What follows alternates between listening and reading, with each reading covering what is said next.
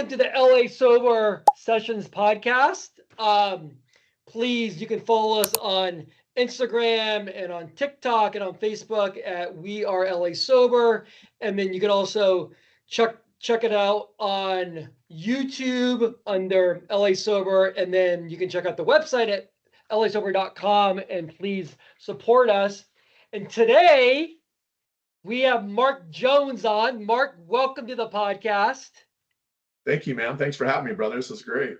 You were the person I wanted to have first on, and we were trying to do it in person, and that didn't work out because of our travel schedule. So here we are. But I am excited to have you on, Mark.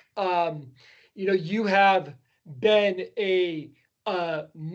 most importantly, a good friend to me and a mentor, and one that we have been through a lot with, and we've been inside the trenches. And I am excited to tell your story and talk about your journey and where you came from and where you are today. And I'll just tee it up that Mark, I first heard of you back in 1997. I was selling airtime, and you were with Primetime Sports, I think it was, right?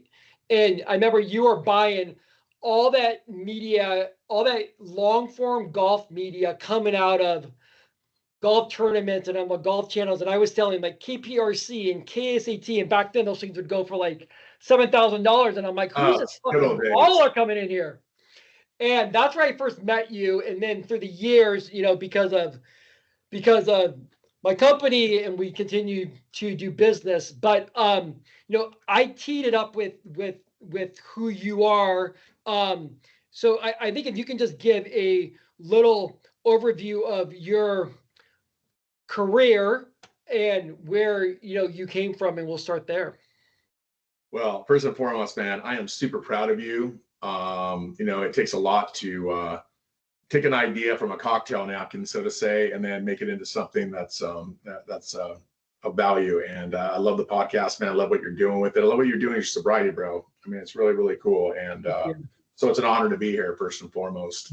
And for me, it's funny that you say it is a career now. It's been 30 years. To me, it was always like, always looking over your shoulder. And now it's like 30 years later. But yeah, I've been in the performance-based marketing business, D2C, direct-to-consumer, yell and sell, all the above for 30 years. Primetime Sports Television was my very first agency that I started on my own, and that was back in 1996. Yeah, 1996. So I was it was in January of 96 because I was 29 years old at the time. And I wanted to have an agency that specialized in sports health and fitness because that's things that I was real passionate about at the time. And prior to starting that business, the one and only job I had prior to that really was I was working for a guy that launched the very first golf infomercial back in the day. And so I worked and kind of cut my teeth on that. Then I started kind of writing and editing shows and stuff. So I'm like, I kind of really like this side of the business. No one's really kind of doing it well. So it kind of came and did that. And then turned out like that was the time with all the ab rollers, all the different kind of fitness stuff and things. So yeah, it was a great run. And those adjacencies and stuff you're talking about, I mean, it brings back great memories because I mean, those were some nice pieces of media and stuff out there. I mean, I remember like you would buy half hours on Sports Channel Chicago for like, $2,500 for like a 9:30 a.m. on a weekend, sweet spot. But the difference also is it worked. Yeah. I mean? So anyway, yeah. And it was a lot easier to attribute all the orders to one phone number instead of what we do today.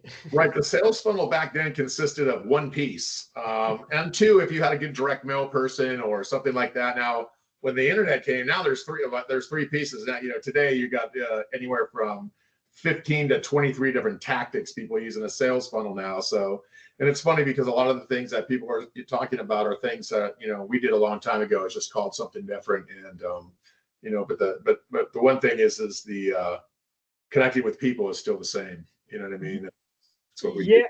Yeah. It's when I look back at this, is we were kind of looked at as like the bottom feeder for the longest time. Like, wait, you do direct to consumer? Like, you're not just buying brand. No, we actually see if the media works now. 99.9% of it is what we do now. And now they're trying to learn what we've been doing our whole life. Oh, absolutely. It's one of the names that, so with primetime sports television, that's also what, in 98 when we launched Tybo. And we had what I'd like to say the meeting of the five families up in San Luis Obispo. It was Frank and Rob, your partner there, Rob Hunt and Jeff Thompson from New Day, Dennis and Chris Dompierre from Apex. Yeah, and we all basically said, hey, man, we got something really special right here that we've kind of tested and kind of roll this out. And it turned out to be something really special that we all got to have a lot of fun doing. Yeah, and the we were drinking then. We were drinking for sure.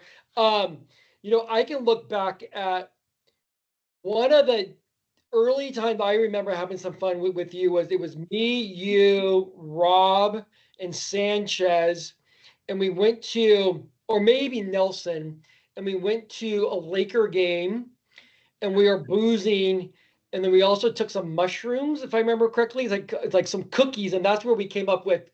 Yes, it was cannabis cookies, which at the time were not as mainstream as going to your local 7-Eleven in California and getting them now. But yeah, so that's where cookie came from, and yeah, we all took that, and then we like didn't think anything of it until about the third quarter, and then we were like laughing hysterically every time someone missed a shot. I'm like, I don't know what's so funny. It's like, oh, bingo. Okay, but it was a lot of fun. But yeah, I mean, just it was we didn't realize it at the time how fortunate we were, to be coming up in the business at that time. Our business was really in its infant stages at that time, and we were all kind of all learning together. And the great thing was about that time and that group of people, which is still connected today, is that even though that technically like we're all competitors, we all buy the same things, whatever, but it was like this ecosystem that we had where it's like you talk to someone, they're going, oh, hey, we work with Frank at Canal, we're working with Rob, those guys. I'm like, hey, those are great guys, you guys are in good hands. That great, and just it was like other people that maybe didn't abide by that rule, they aren't around anymore. You know what I mean? So there was just something about that time where I remember, and this is a long time ago now, so don't freak out anyone at Canal. You had some new people come in, like on the admin side of things, and new like CFO and these guys, whatever. They're going, "Hey, man, we don't have a agency agreement with you guys for stuff." And I'm like, "Yeah, I shook Frank Canella's hand about like 25 years ago, and that's how we've done business since that day." And I'm like, "So that's kind of how we do it." I'm like, "If Frank wants to have a contract or whatever, you can ask him about it, and I'm happy to do it, but." We understand like how it works and what's supposed to happen. And the guy's like, yeah, we're good. Called me a couple of days, like, yeah, yeah, you're good, whatever. And those types of things don't exist anymore in business. And it's a, it's a fucking shame. It's one of the things that makes me like, I go, oh, guys, because people ask all the time, hey, are you going to retire? And I'm like, from what? I mean, like, I have so much fun. I love what I do so much. It's like I literally wake up every day excited to get after it and get in it. There's always new things coming, the people that we meet in the business, and really the blessing of sobriety in the business now to be able to actually really take all the things that we learned and that we were doing, and in some ways maybe we had to be like a little drunk and had debauchery back then to even go through it, because it was hard, man. All these kids today, all you guys out here doing performance-based marketing, it's like you have a black box, you like look at a thing and you're going, oh, this is that. We're gonna do that all by hand, okay? It's called math. That's the language we speak. And 2 + 2 is always 4, right? It's never 3, it's not 5. But we had to figure that stuff out. We had to, there was nothing artificial about our intelligence at that time. I'll just leave it at that.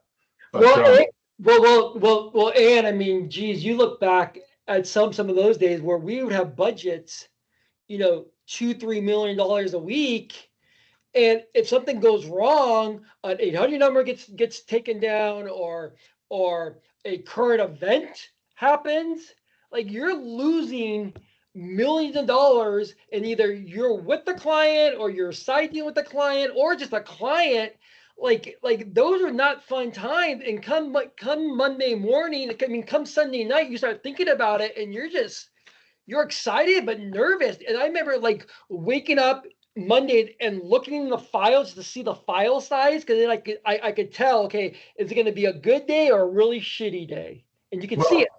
I'll take you back a little further since I'm about 10 years older than you. We used to come in on a Monday morning and pick up the fax machine paper off the floor and walk backwards with it to see how long it was, to see like, oh, that's a great weekend. Okay. If it was short, it's like, that's not good.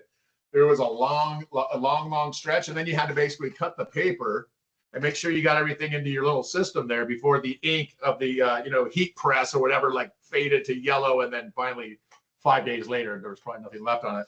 That was it was great though, but again, a lot of unknowns, a lot of figuring stuff out. And I remember with Tybo having a weekend with a lot of media, probably about maybe $1 million or so, running just on that weekend when Princess Diana died. Yeah. And all of a sudden everything was basically like, I mean, we lost, all the gains that you had made for that entire year gone. But the great thing about, the entrepreneurial sense of the people that we deal with, it's like, that's just part of the game, man. It's like, you got to get back up to bat. There was no cashing it in. And that's why I think that really, so many people have gravitated towards performance-based marketing, because when you look at like the traditional retail model right now, which is, literally like continuing to go to the end, there's everything there is slow. Everything that we do is very quick as far as testing. We know right away what something's going to do. We're not basically putting an ad campaign and spending like $3 million on it, hoping the next time you go down the aisle at the grocery store that you remember that Tide smells better than cheer. Like, no one gives a fuck. Right now, it's like, what happened like 2 minutes ago? Why isn't your shit updating in this real time? Right? I mean, yeah. So that's how every business should be run in America. If you're still running a traditional ad model and you're, like relying on impressions and likes, like the only impression our clients have is they're going to make money. And if they don't, they're going to be a little bitter. So, I mean, it's just like, yeah, that's what I fell in love with this business, is that it was tied back to numbers and based on something, not like, a gut feel. We're in the knowing business, not the guessing business, I like to say. Yeah. And then, your last big hit was massive, My Pillow. And you were behind that. And I remember when I first saw that long form, I went to Rob and I go, Rob, this is a home run. And he's like, oh, I don't know. I'm like, watch and see. And God be damn, pulled another, what's the rabbit out of the hat or whatever they say. And dude, like, well done with that. Like, just from everything that has been with that, and the writing of it, and just building the company. And I mean, that's been that's been one fun campaign to watch. Yeah, no, again, I think you're extremely blessed in this business if you get to go on a ride like that one time, but to be able to do it twice, and really in some ways, a completely different genre, completely different, kind of category, if you will. But for me, it was kind of the same nucleus, like the same team. Mark Amuso, who is like one of my partners, at Life Brands here now. He and I basically were involved in both Tybo and My Pillow, together. We never worked at the same company, but we were always really close. We always saw the business the same way, and we were always great writing partners. He's somebody who, and you probably have people like this in your corner too, where like, they're going to give it to you straight, but in a way that's not being an asshole. You know what I mean? Say, brother, you know what, man, that's just kind of weak. I think we need to make that stronger. I'm like, yeah, it doesn't feel right. And so it's great having writing partners that you can bounce stuff like that, like, off like that, because as you get to a certain level of success in this business or any other, a lot of the people around you become kind of more yes people, you know what I mean? Where they just kind of tend to go, that's a great idea, because they don't know any better, because they don't have that kind of experience. Whereas when you're with somebody who has, they're able to kind of maybe see some things and kind of help you make those little small corrections along the way. So that My Pillow was absolutely another phenomenon. Again, if you look at the similarities of both those campaigns with Billy Blanks and Mike Lindell, they're both extremely passionate about what they're doing. And that's why you have that connection between him and the people at home. You can't fake it. You can't write it. You can't produce it. It just either exists or it doesn't. As human beings, we know when someone's full of shit, and we Yep. know when somebody isn't. And it's that kind of real passion, I think, is missing in the marketplace today. And if you look at a lot of successful campaigns, especially in the performance-based marketing part, everyone calls UGC today, but having people's honest opinions about that, where you can connect with somebody and go, man, that was exactly like me. That's really the essence of our business. Is we're storytellers, and we can people in a way that Walmart and other places can't. You know what I mean? It's like you give the retailer your product and you go, wow, I hope that they do a good job with it. You have no idea what's happening there. Yeah. You get to work directly with the customer. We get all kinds of things like customer feedback, surveys, this, that, whatever, figuring out what people really like in a category. And that's how My Pillow was able to go from, I think when we first when I first met Mike, I think they're doing somewhere around about 350, 400,000 a year, I think, doing home shows and fairs and different things like that. And really the essence of the show was, hey, Mike, if I came up to your booth right now at the Minnesota State Fair and I said, hey, tell me about this pillow, what would you say? He basically goes, this I'm like, Mike's, that's the show. But instead of talking to one person at a time, we're going to talk to 80 million people. Yeah. Do it like that, right? And so that is the essence for what we try to do, is come in and take that authenticity and then transfer that onto the screen. It's not a magic trick. In fact, it's the opposite of a magic trick.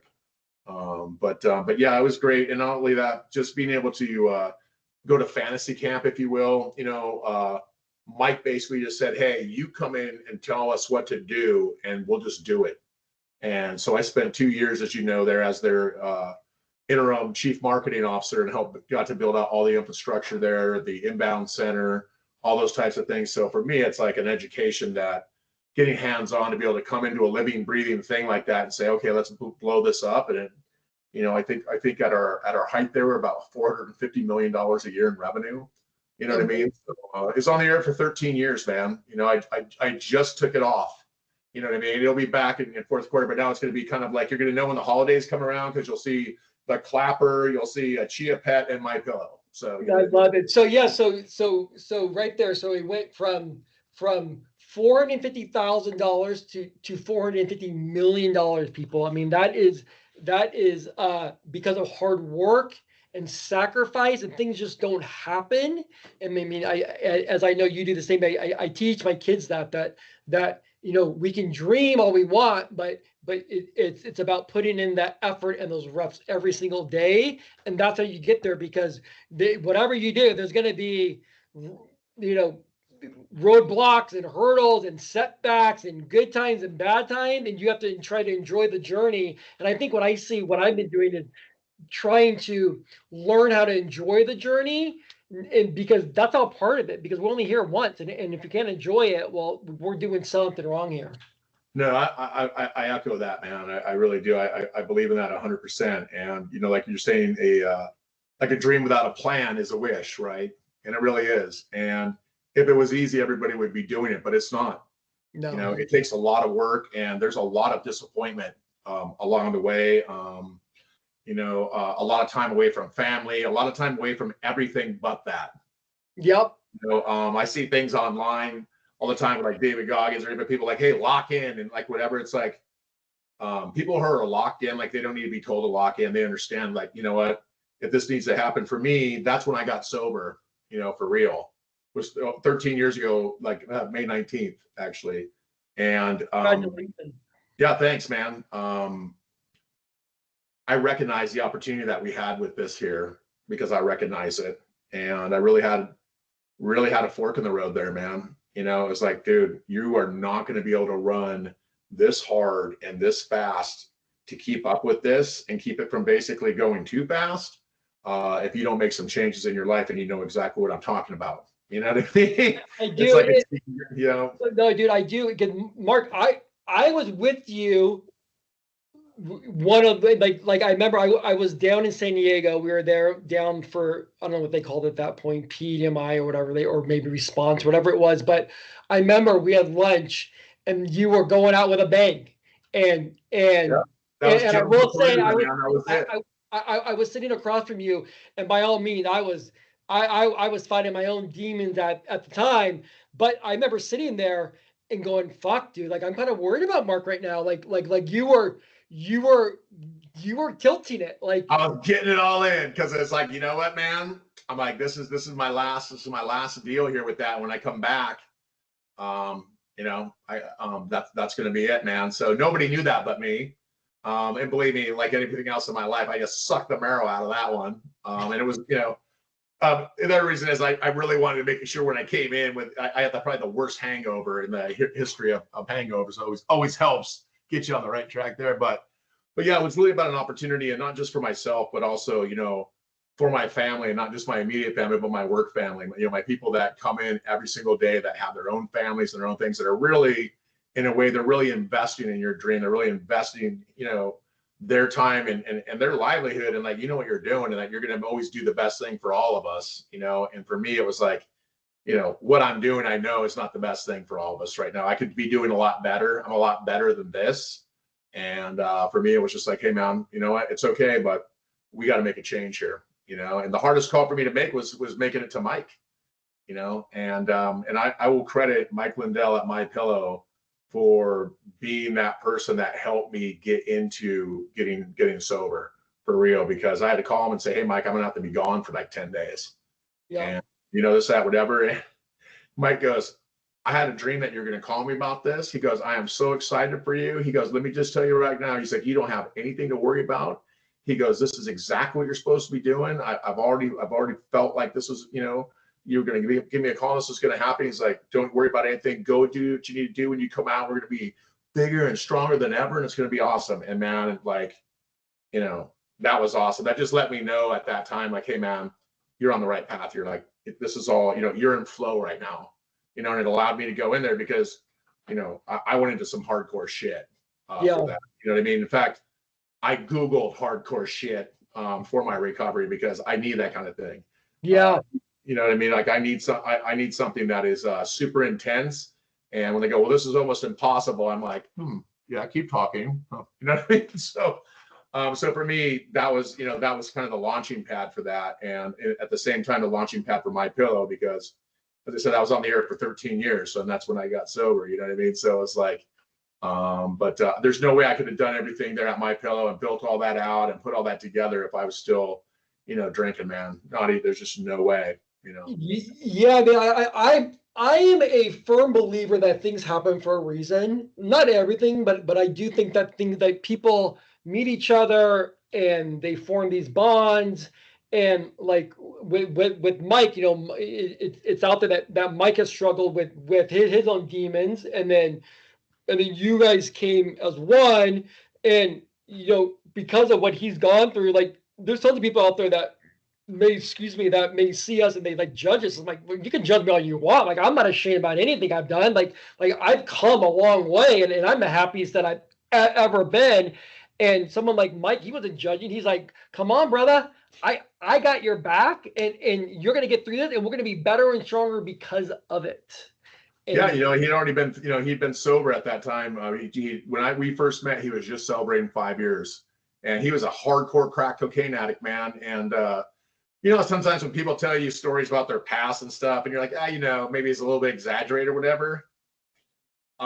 Mike introduced me to some of his drug dealers that he invited to his wedding, and this and that, whatever. And I was like, even though Mike had like some ridiculous success along the way here, he was so thankful to, basically the drug dealers in Minneapolis, like these three main drug dealers got together and told everybody that they weren't allowed to sell to him because he was so bad. They're like, Mike, you're going to die. And if you ever see his book, it's got this thing on the cover. That picture is a picture that his drug dealer took of him and said, he's like, keep this as a reminder of like whatever. And that ended up being the cover of the book. So to your point, it is weird how things happen the way they do. But Mike's ability to get sober led to my ability to get sober, which in a lot of ways led to your ability to get sober. My son just celebrated 7 years. One of my best friends I ran with, who's also hardcore, just celebrated 5 years. You know what I mean? All these things. And it's not by preaching, right? It's by attraction. People go, dude, I'm seeing I'm seeing what you're doing now. I see how you look. I see like the work you're doing, it's like, man, it's like next level. It's like, yeah, man, all I'm doing is giving myself a chance. That's really what you're doing. You're getting sober. You're giving yourself a chance, man. You know, you're just giving yourself a chance.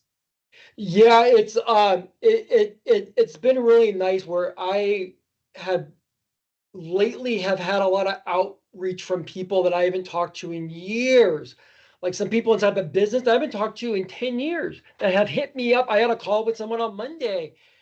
Bill, thank you so much. Or I talked to this kid I met through a friend of mine that I used to party with at UC Santa Barbara. Just party. This kid hit me up and he's like, dude, he's like, what you're doing is so good. He's like, you're just having transparent conversations. You're not hiding from it. I'm like, no, I got nothing to hide. And for me, it's therapy. This helps me keep it going. If I can help one person, so be it. Um, so yeah, I mean, you know, I can say, through the last 3 or 4 years have been pretty stressful in our business. Things are changing, and I know for myself, I could not be going through this type of stress and being able to keep this company on the tracks if I was still boozing. There is no way in hell, and I for sure now would not be married. I for sure would have been freaking divorced for sure by now. So yeah, it was by far the best, one of the best decisions I have made was to quit drinking. Yeah, and you know what? In a way, I was listening to what you're saying about that, and not hiding from it. It's like it's really in essence, you're kind of celebrating like the reality of what sobriety really is. You know, people go, oh my God, well, how are you going to go out? I mean, oh, I run like the largest fan club for the Raiders called the Black Hole. I would venture to say probably 95% of the people in the Raiderverse have no idea I don't drink. And you know why? Because none of them give a fuck. No, Nobody cares. And let me tell you, like, we're in the business of building brands, right? Through performance based marketing. When you spend billions and billions and billions of dollars basically positioning alcohol as something that you need in order as a part of fraternal part of being a man with other men, it's the same way the cigarette industry used to use in movies and different things with people lighting up cigarettes and doing different things like that. The subliminal messaging that goes along with that is like, what's the common denominator? And every time that all of your guys are getting together, they're all having buds. Grab some buds, right? Every great thing. There's so many billions of dollars to get you, and hey, obviously it works because we're in that business, but to get you to think that, hey man, I'm literally powerless over going into a social situation without having, one of these little drinks in my hand. And the reality is nobody fucking cares for real. no one. Nobody. And I people come up to me early in sobriety and say, yeah, well, what if, I mean, I don't know, man. What if I go back and my friends aren't hanging out? Like, you know what? I'm like, you have to apply the mind, the mind over matter principle here. And basically, people that matter don't mind, and people that mind don't matter. That's super easy. It's like people are so into their own insecurities about why you're not drinking. It really has more to do with their own insecurities of basically throwing a spotlight on, like, yeah, you know what's like. It's like I originally, my first attempt at sobriety was basically for cocaine, and I went to a AA meeting, and I realized I want to hear all these people talking about and this and that, whatever. I'm going, dude, I do that every fucking I'm like, what's the problem? I'm like, what's the problem here? I'm like, it's like, it's like, yeah, I whacked out a bottle of Jack Daniels just to go to bed. Like, where are you, like, what's everyone crying about?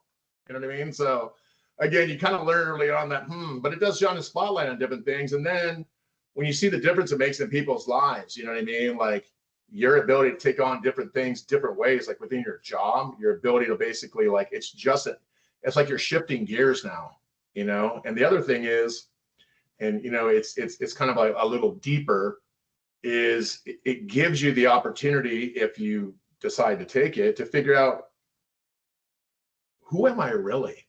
Yep. Who am I really?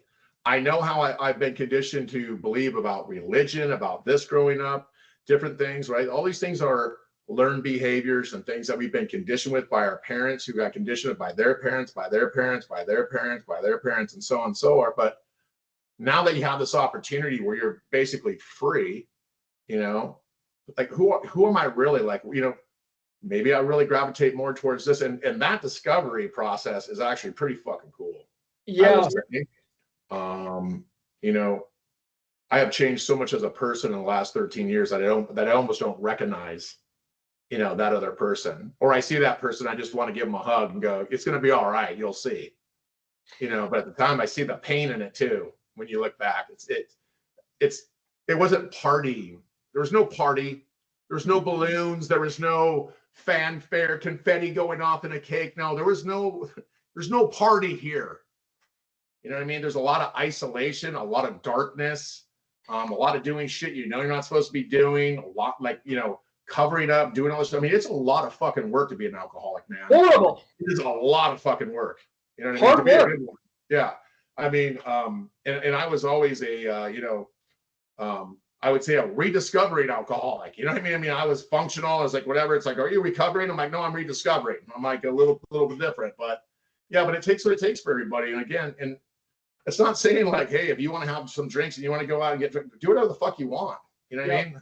Because I don't care. Yeah. Honestly, I mean, I'm around it all the time. And, you know, for me, it's like, oh, did you get sober? It's like, you just kind of make peace with it. You know what I mean? Like, yeah, you know what, I did that. Some people are lactose intolerant. They can't have milk, you know, but they're not, you know, they're not sitting around, you know, talking to each other about like, yeah, it's been like 12 days since I've had some milk. You know what I mean? It's like, they just don't have milk. But again, because it is so drilled into our head psychologically, not even like the disease of alcoholism from a chemical standpoint, which I'm not a fucking scientist and I'm not going there, but I'm saying psychologically, it's almost more difficult to break that cycle because of the habitual habits that we've been ingrained in, that we got to have this to do this. First thing you come into a party with, hey, you need a drink? First thing. Bring your hand. So what do I do early on in sobriety? I show up with a drink. No one asks me if I want a drink. No one asks me what I'm drinking. Nobody gives a fuck. But I'm drinking, doing my thing, right? You just learn all these different things. It's like being around, it's like that old movie, The Invasion of the Body Snatchers. You're like around these, like, am I the only one seeing this? Like, you know, it's just, it's different, man. But again, I'm just, you know, I'm thankful for my own personal sobriety and what it is, you know, what I've been able to do with it, you know. No, yeah, I mean, I look back at, you know, I tried to get sober like right before COVID, and I was kind of quasi sober. Like I would just take sips on my wife's drinks, but take a big sip, so I'd still get a buzz here or there. And then I tried to drink again, and the same thing. Like I was drinking a lot less, but I would still go right through the fun zone. Fun zone comes all the other stuff that comes with that, from drugs to strip clubs to everything else you can think of. And then my last hurrah was I was in LA, and my wife and I were at dinner with another couple, and he got a new job, and then me and him had to go out and celebrate afterwards because that's what we do. I was out to like 4 a.m. in LA, jumped on a flight to Miami, and then had 3 more days in Miami, and you know what that is. And I woke up that Tuesday morning, and I'm like, I'm done. I'm done. And since that day, it's been, you know, a little over it's probably like 26 months now. Yeah. And for you, man. And you talked about that, dude. Like, since we've known each other for years, like, you know, you had some different things where, and we've just had conversations about it. We've called up and said, hey, man, you know, this and that, whatever. And I feel like, I don't know, man, you start realizing when it's not really in control. You rationalize and say it, but all of a sudden you're like for me at the end, like I got to drive, you know, 3 hours from, you know, down to my pillow or whatever. And, you know, I would go and get like a bottle of vodka and a big fountain drink, man. And, you know, cause I gotta have a little booze in there, man, because I'm at this point, I'm starting to feel like I'm like getting a little sick. yeah, you know what I mean? And that's starting to creep in. You're going, dude, this is a fucking problem. yeah, and you're like, well, you know, it's just like, no, dude, it's a fucking problem. You know what I mean? And again, it's hard because like your ego self, doesn't like new information because I'm like, well, yeah, if that was true, I'd already know it. It's like, yeah, no, it's not always open to new things, right? So going through all that process, reading different books, like it's doing what you're doing right now, this podcast, you know what I mean? There's going to be people that are going to tune in and see different stuff and go, what are these two blowhards talking about? And like, why does it matter? And it's like, it really doesn't, except for the fact that, this is you celebrating your sobriety and using it for something positive. And if everybody takes a little piece of that and does something with it, it's just a great thing for the community that you live in, a great thing for the world that we live in. And it's just a great thing. There's nothing but positiveness about either trying to achieve sobriety, working within it, or promoting it, man. It's just it's okay to be sober. It's for me, it's been a weight lifted off of my shoulders where I don't have to worry about it anymore. I don't have to worry about going through the fun zone or making an ass of myself or being whatever it may be. And the most importantly, not the most important thing, because it was to me, but it was really to my oldest daughter. I wanted to show her that this isn't acceptable and I have to be better. And she sees it, and hopefully because of my actions, she will not make the same mistakes that I have made throughout my life. So well, and that's really awesome. And the thing is, at least that they're getting the information to make their own decision. Yeah, we the information we got was from hey man, I mean, your adolescence, right? I mean, that's how you learned about that, and you start forming bonds and relationships at an early age around alcohol. You know what I mean? And then everything you see, it's like, oh, Joe died. Everyone goes down to the bar and they all have drinks and talk about old Joe, right? Well, why can't you just go and have like some really super great coffee cake and a nice cappuccino and talk about old Joe? Well, because that doesn't sell beer, okay? That sells liquor. That sells beer. You know what I mean? Don't change it. Keep it going. Don't tell them. Don't tell them this is all bullshit because we want to keep selling that booze because if we let it behind the secret, our profit is going to go down. Absolutely. If you take away the label and the fancy bottle and you just looked at it in a glass, you'd never drink it. If you smelled it, you'd be like, what the fuck is this? It's like turpentine, right? But yet I'd be like, oh, is that a 12-year Macallan? Oh, yeah, single oak. The fuck you're telling me. You're going to put like Cutty Sark in there and you're like, yeah, I mean, what the fuck, whatever. It's just the whole entire, it's just the whole entire environment in which we live in around that and stuff. And again, I actually enjoy it. I like being out and different stuff like that. But it's like, I enjoy other things stimulate me in a different way now. You know what I mean? Like for real, that don't go away in a few hours. You know what I mean? So yeah. But I mean, like I said, it's definitely been a journey, right? And when you first go through it, and in fact, I was at a fundraiser for the Max Crosby Foundation, Max Crosby from the Raiders. And I got an opportunity to talk with him for a little bit. And we didn't talk about football or anything, but he just celebrated 5 years of sobriety, man. And I was like, hey, man, congrats on 5 years of sobriety. I'm like, I know for me, like there was just something special about 5. Like it kind of felt real at 5, like, damn, dude, 5 years. And he just kind of gave me that look like, somebody else in sobriety with you, dude, like you get it. Like, yeah, man, that it really is kind of more monumental, like 5 years. I'm like, yeah, man, consistently every day, not for 2 or 3 years, but for 5 years, man. I'm like, so good on you, brother, for that. I said, and the thing is that you don't even realize how many lives out there that you're touching just by just doing what you're doing, man. And that's what it is. It really is, something that's based on attraction rather than promotion, all the people in your life that are reaching out to you right now, you didn't tell them to. Nope. You're just sharing like your story. You're helping other people share their story and really just making people feel better about the fact that, hey, you know what, man, it's kind of a dawn of a new era here. And you just can't go out and get hammered like you used to anymore either. You can't smoke at a bar. I'm like, you know what? I had to spend 4 years in Minnesota. Okay. That's for real shit there. When it's winter, that's for real winter there. And dude, when you smoke and you're in for real like winter, dude, that is fucked up. It's like people smoke in their garage and shit, like on the door. And I'm like, this is insane. I'm like, what? I'm like, what am I doing? But it's like, you know, it's like the cigarette industry, right? It's like, oh, you know, the Marlboro man, he's tough. The Marvel Man. Marlboro guy, he's tough, man, because he's smoking a cig, right? It's like, hey, you guys never told us this shit was all addictive. In fact, you lied about stuff, and these things are killing people, and we think they're really bad. Well, how about if we give you $500 billion and we just promise to apologize?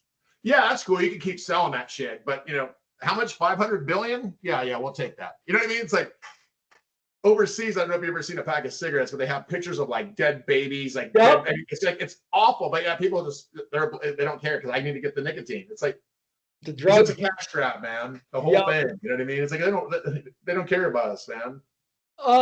And you know, you've had your recent health scares, and what do you think sobriety has meant to you to get through all those things that because you've been through, you know.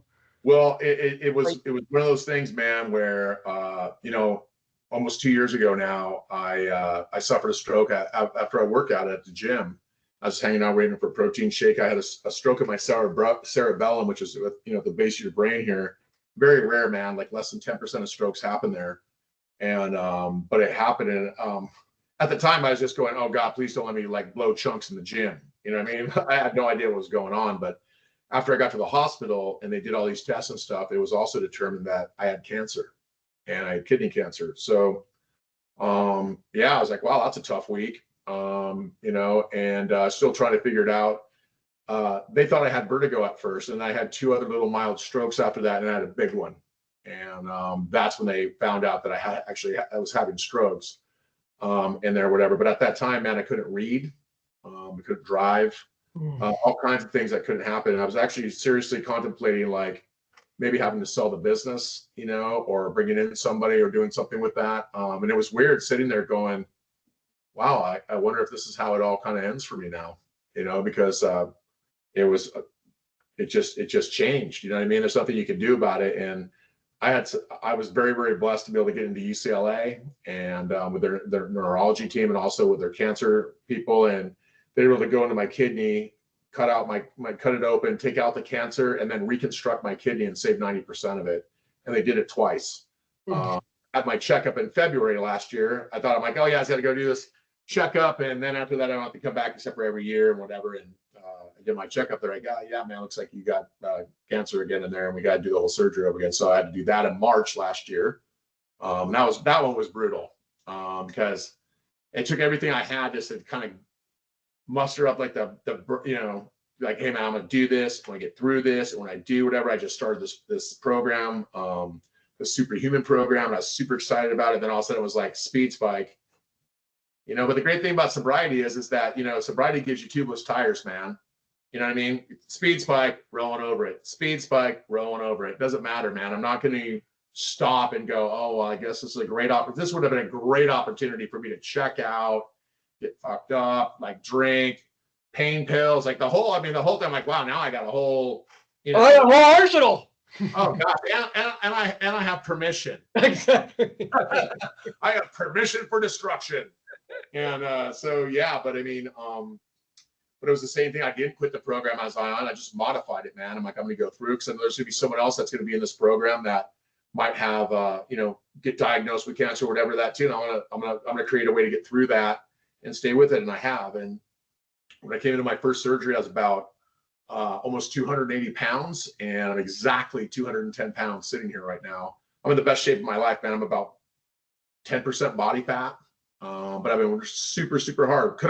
I could not have done that if I wasn't sober, brother. There's no way. There's no way. Well, dude, I am super proud of you, and I'm thankful that you were able to pull through that. I know that it's been the brain is the thing, man. Like, you know, no one would ever know that I had a stroke.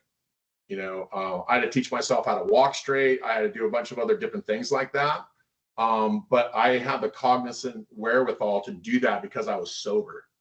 Had I been drinking, had I been doing this, I'd just be poisoning you know, my brain's going to be too busy having to deal with all the fucked up shit that I keep putting it through, you know, rather than giving it the opportunity to heal, which is really at UCLA. They're like, I'm like, hey, what's the protocol? What's the plan? What are we doing? What do we do? And they're like, you got to wait, bro. Like, I couldn't sing. I physically couldn't. I didn't know that. It's like, what it was like is basically imagine your computer and you go to get something, it's like file not found. So walking backwards, literally, I would have to turn around and walk that way because even trying to do is like ice water down my back. I couldn't, like it flipped me out. This weird, crazy cuckoo. You're like, what the fuck is going on, man? I'm Mark Jones, dude. I do like whatever. It's like, yeah, not today. Don't like, fuck with me. It's like, no, you're taking a nap. I'm like, no, I'm not. It's like, find a place to lay down. You're going to be laying down in 2 minutes. I'm not doing it. And then all of a sudden I'm like, fuck. And I'd lay down. I'd be asleep for 9 hours. I remember there was a time when I got in bed at 1 o'clock in the afternoon. I didn't wake up until 8 o'clock the next morning. Jesus. You know, I went from working like, I know 12 hours, right? Those days to basically sitting on the couch watching Cops and Judge Judy all day. I would have my friends go, dude, since I've known you since high school, like we always felt guilty because we were all ready to go out and party. We had to wait for you because you always had a job. Like you always had like whatever. And it's like, I've never seen you home during the day on a weekday since I've known you. He's like, it's so crazy. And I'm just like, yeah, man. I'm like, I can't even finish a sentence. I'd be talking to you. I'll be like, damn, I just forgot what you just said. It's just like, I can't do it. Jeez. And so yeah, one day I just got up and sat on the edge of my bed and I'm like, fuck this shit. That's my girlfriend. So she's like, he got up and sat on the edge of his bed and he goes, fuck this shit. I'm not waiting. I didn't wait for anyone else anymore. I'm like, no one's come to save you, man. You got to basically just figure it out. You got to do it. Like you're sober. Like you have every tool in the box that you need now. And so I started playing Wordle with my parents. I started doing this. I started doing anything I could do. I'm like, I got to figure out how to make myself walk straight. I'm not going to wait for the rehab. I'm going to do this, whatever. So I literally spent until the time I woke up, the time I go in bed, walking up and down the strip, going, put your left leg up. You're not putting your left leg up. Carry your left leg up. I'm like, fucker. Bring your left leg up. Fucking A, what the fuck? You know what I mean? Just literally drill sergeant boot capping my shit until I got it. You know what I mean? But you can't do that when you're drinking, pal. I don't give a fuck how great you think you are or whatever. I'm telling you right now because I've been through it all. You can't do it when you're drinking and boozing. You can't do it. No. You just can't. And if you did make it through it, God bless you, but you could have done it quicker, better, and probably with more agility if you would have been sober. So sobriety actually saved my fucking life when it came to basically my stroke, because I was able to basically be in my right mind and say like, no, I'm not doing that.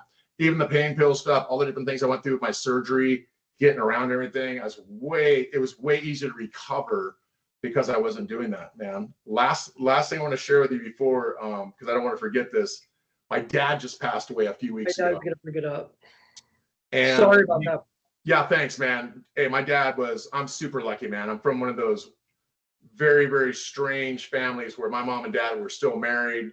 I grew up in the same house. You know what I mean? It's like, I'm very, very blessed like that, to have my parents like that. But my dad was battling a really bad Merkel cell cancer for the last couple of years, man. So we all knew that, eventually that was going to take his life at some point. Yep. But we were going through stuff. And so when my dad and I would be together, my dad would, said to me, hey, listen, your mom's super strong woman, your sister and everyone else. He goes, but I'm just going to tell you right now, when it comes time, like when they come and they say, hey man, there's like really nothing else we can do here.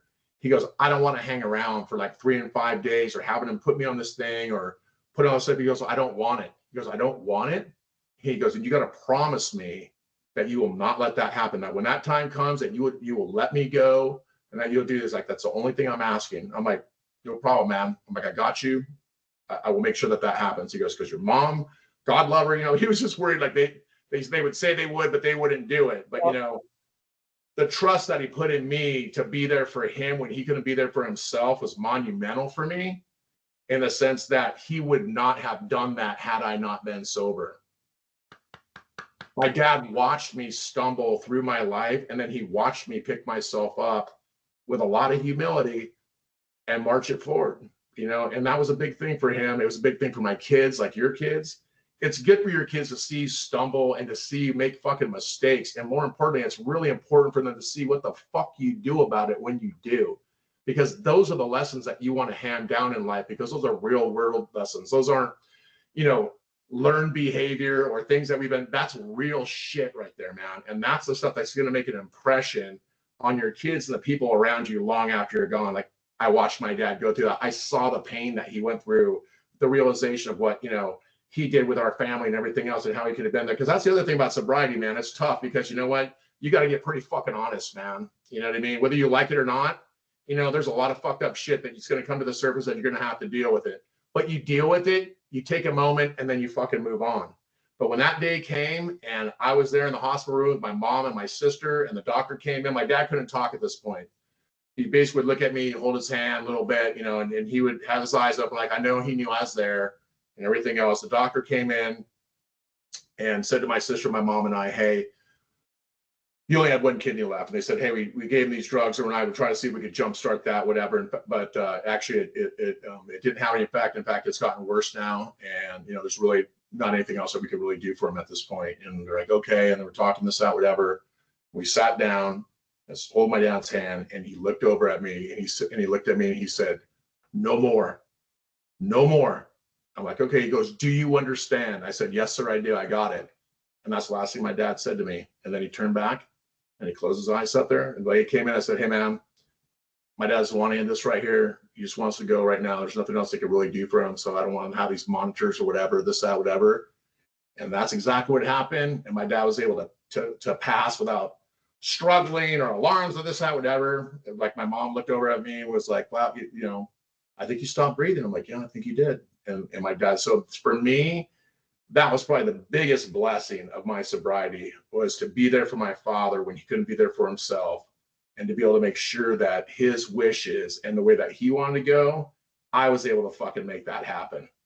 I was able to make that happen. And the only reason I was able to make that happen is because I was present and I was sober. So we will go down until I leave this planet.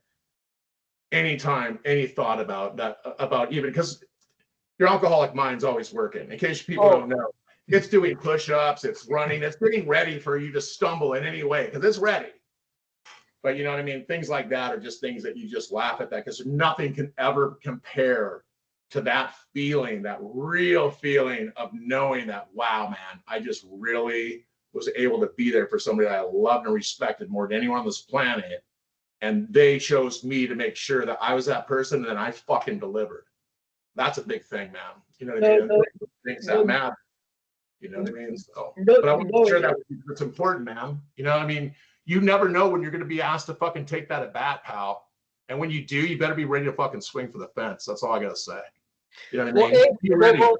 Well, and it's huge because your dad have a confidence in you, right? Because he knew that you had your head on right, and that you were okay going forward, and he didn't have to be there for you. And he knew that you were there for your kids, and that you were there for your mom, and most importantly, you were there for you. And if you're there for you, then you can be there for others. If you're not there for you, you can't be there for anyone else. That's the bottom line. That's what it all starts with you, right? It really does. It's, you know, all these cliches are cliches for a reason, because they're true. You know what I mean? But yeah, but I wanted to share that with you only because, you know, like I said, I'm ahead of you. And what you don't see right now is the importance of your sobriety is going to come in ways that you don't even realize right now. I would never have thought, you know, like, oh, well, someday my dad gets sick, I better be sober so I can do it. You don't think about shit like that. But like I said, when it comes time, when you're fucking called to take that at bat up there, man, and you get up to the fucking plate, dude, you fucking better fucking hit a home run. You know what I mean? You better be ready to take that at bat. And that's what I'm saying. When you're sober and you're practicing your sobriety every day, you're fucking getting ready, man. You know what I mean? You're ready for whatever comes at you. And that's really the main part of it, because that's what life's all about, right? Being ready for what comes at you, because every day it's like, game on, right? Especially in our business. You're only as good as your last week. well, and I think that people like us, well, I'll speak for me, is I'm always in my fucking head. And when I'm drinking, I'm in my head so much more, where when I'm not drinking, I'm not in my head. I'm just living, and I'm just doing what I do. Right. And of course it's not all right, but I'm just out there with my mojo making things happen, but in a positive manner, and people can see it. Like Mark, look at this conversation you and I are having right now on a podcast. Like, brother, give me a fucking hug, dude. Like, this is amazing. Big hug, brother. Big hug. Seriously, dude. Like when I met you, I would have never thought I'd be having this conversation with you. And well, we never have the ability. The other thing that comes in sobriety is the ability to be honest and really communicate with other people without having this shroud of like, you know, protection over you with this or what have you. And, you know, and that's why we're having that conversation, man, because it's, you know what, we realize it's okay and it's important, man. It's really important to have that conversation, you know. And again, a lot of people, when they come up to me and they realize I'm sober, you know, it's like, wow, that's really crazy. It's like, I never knew that you didn't drink. I'm like, oh yeah, I'm like, I'm already so fucking obnoxious anyway. You know, I realized I didn't really need it. You know what I mean? But I am. Sometimes they're like, hey, your friend needs to calm down, or they're like, dude, he's not even drinking. You know what I mean? But it's like, yeah, I love to have a good time, as you know. You know, back in my days, there's a lot of people that weren't allowed to go out with me. I'm like, what's the problem? I sent your wife flowers the next day. She was fine. Like, what's the problem? You're going home. It's 11. Where do you work at church? Like, just awful. But you know what I mean? So, but it's a little different now. But I appreciate you having me on. And like I said, man, I'm just super proud of you, man, because again, it takes a lot of courage to basically step up and say, hey, man, I got to make a change. You know what I mean? And not have to basically justify that with anybody else except for your own personal self. And just, and then just go with it and to see what you've kind of done with that. And this podcast here, man, I'm excited to see what this turns into, you know, in the future and stuff too, man. It's cool. I appreciate you having me on. And again, like I'm always happy to talk sobriety and performance-based marketing, man. My two loves of my life, along with my children and other people I'm forgetting. I apologize. Well, Mark, you are one of the best to do both performance marketing as well as being sober and talking.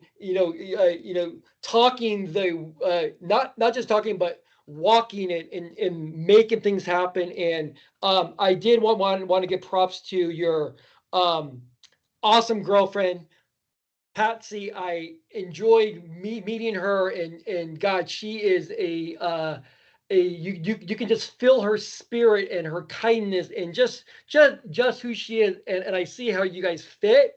So, brother, I'm so happy for you. And when Thanks. your mom, give her a big hug for me as well. I've never I will, met your man. mom. I will. Yeah, no, she'll love that. And yeah, and Patsy just celebrated 3 years of sobriety too. You know what I mean? So it's crazy.